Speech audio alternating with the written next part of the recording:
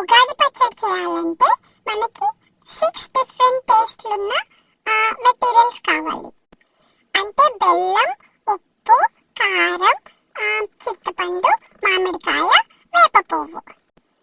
కానీ ఇంకా టేస్టీగా కావాలంటే అరటిపండు, తురిమిన కొబ్బరి, తేనె, వేపుడు శనగపప్పు, పుట్నాల పప్పు అంటారు కదా, అది ఉంటే ఇంకా బాగుంటుంది. ఫస్ట్ చింతపండుని నానబెట్టి తీసిన రసం ఉంటుంది కదా, అది ఒక గ్లాసు ఒక బౌల్లో పోయండి. దాని తర్వాత ఒక 1/2 teaspoon salt, 1/2 teaspoon కారం వేయండి. తర్వాత వేప పువ్వు మంచిగా తీసుకొని చేతుల మధ్యలో రబ్ చేసి అది ఒక 1/2 టీ స్పూన్ వేయండి. ఇంకా బెల్లం మనకి కావాల్సినంత వేసుకోవచ్చు, ఎందుకంటే స్వీట్గా ఉంటే బాగుంటుంది కదా. ఇంకా మామిడికాయ ముక్కలు మంచిగా సన్నగా కట్ చేసి అవి కూడా వేయండి. అంటే టెక్నికల్గా ఉగాది పచ్చడి ఇక్కడితో అయిపోయింది. కానీ నేను మా అమ్మ దగ్గర నేర్చుకున్న రెసిపీ నాకు చాలా ఇష్టం.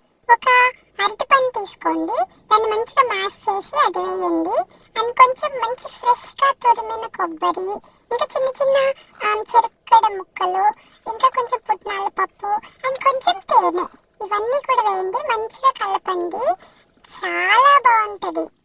మీరు కూడా చేసి నాకు ఫొటోస్ పెట్టండి, ఓకేనా?